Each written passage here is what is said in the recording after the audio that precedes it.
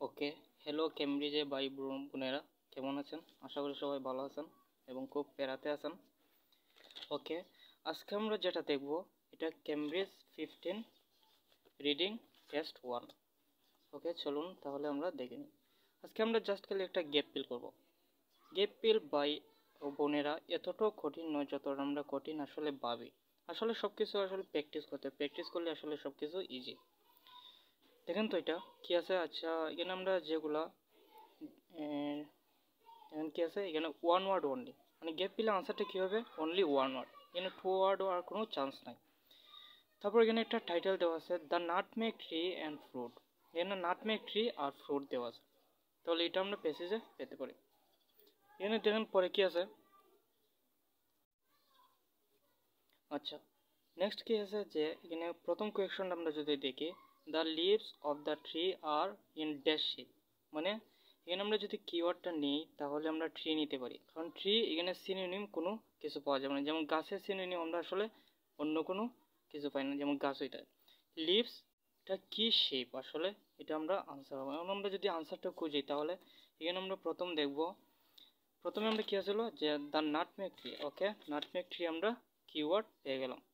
তারপর এখানে আছে আমাদের যে দেখেন তো কি ছিল, লিভস ট্রি অ্যান্ড শেপ। আচ্ছা, ট্রিতে আমরা যাই, দেখি ট্রি কোথায়। হ্যাঁ, এখানে আমরা পাইছি দ্য ট্রি।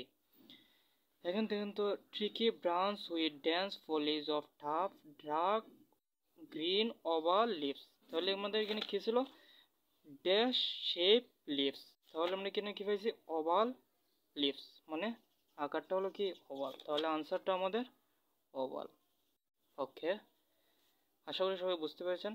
এখন নেক্সট কোয়েশ্চন, এখানে কি আছে, the dash surrounds or the fruit and ব্রেকস open when the fruit is ripe.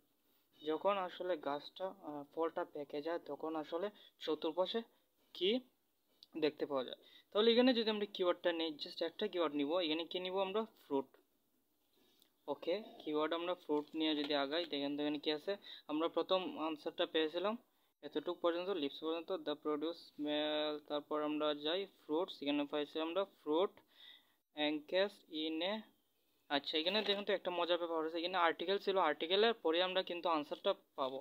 এখানে দেখেন তো কি আছে, এখানে ফ্রুট পাইছি, তারপর এখানে কি আছে, আর্টিকেল আছে না, প্রিপোজিশন আছে, আর্টিকেল আছে, আর্টিকেল পরে ফ্লেশি হওয়ার কোনো চান্স নাই। এখানে কি হবে, হাক্স, মানে চতুর্পাশে কি হয়, হাক্স হয়। তাহলে এখানে আমরা আনসারটা কি হবে, চোখ মুজে হবে হাক্স। ওকে, নেক্সট কোয়েশ্চন, এখানে কি আছে, দ্য ড্যাশ ইজ ইউজ, কি একটা ব্যবহার করা হয় উৎপাদন করতে, স্পাইস নাটমেগ। তাহলে স্পাইস নাটমেগ তৈরি করতে কি একটা ব্যবহৃত হয়।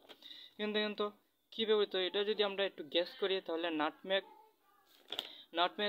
তৈরি করতে আমাদের অবশ্যই একটা কি, যদি আমরা গেস করি বীজ তৈরি, যেগুলো আমরা ফল মূল আমরা তৈরি করতে আমরা প্রথমে দিকে কি লাগে আসলে বীজ। তাহলে এখন দেখেন তো কি আছে, এখানে আমরা হাক্স পেয়েছি হোয়েন ফ্রুট ইজ রাইট, তারপর over husks the fruit inside the brown shiny seed. যেমন কি করা হয়, যেখানে এখানে আর্টিকেল ছিল না, আর্টিকেল দেখেন তো এখানে আর্টিকেল আছে, এ আছে, পার্পল ব্রাউন শাইনি সিড। তাহলে কি করা হয়, সিড ইউজ করা হয়, seed. Okay, next question, the covering known as the aryl is use to produce. তাহলে প্রডিউস, অনেক সময় আমাদের আসলে সিনোনিম লক্ষ্য করতে হবে। এখানে দেখেন তো প্রডিউস আছে, তাহলে অবশ্যই আমরা কি যেটা আনসার পাবো, আনসারের আগে অবশ্যই প্রডিউস থাকবে না, প্রডিউসের কি থাকবে, একটা সিনোনিম থাকবে।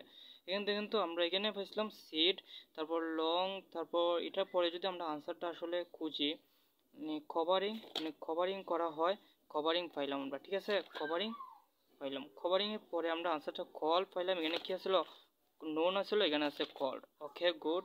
দ্য এরিল আমাদের কোয়েকশনে ছিল। দ্য সোর্স, তাহলে আমরা কোয়েকশনে কি পেয়েছিলাম, produce of two spice nutmeg and mace. তাহলে আনসারটা কি হবে, মেস, MSC, মেস।